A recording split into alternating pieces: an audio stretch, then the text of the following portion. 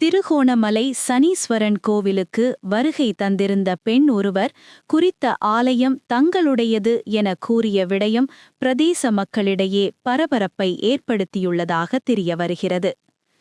இரு பௌத்த பிக்குகளுடன் இன்று காலை வருகை தந்திருந்த மரத்தடி பகுதியைச் சேர்ந்த சிட்டி வியாபாரத்தில் ஈடுபட்டு வரும் பெரும்பான்மை இனத்தைச் சேர்ந்த பெண் ஒருவரே இவ்வாறு கூறியுள்ளார்.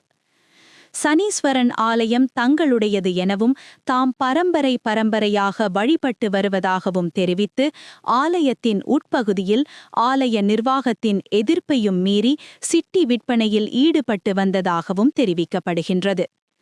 ஆலயத்திற்கு வருகை தந்த இரு பிக்குகளும் சிட்டி எரித்து வழிபாடு செய்ததுடன் அங்கு தாம் கொண்டு வந்த கதிரையில் அமர்ந்துவிட்டு எதுவும் கதைக்காமல் சென்றதாகவும் தெரிவிக்கப்படுகின்றது.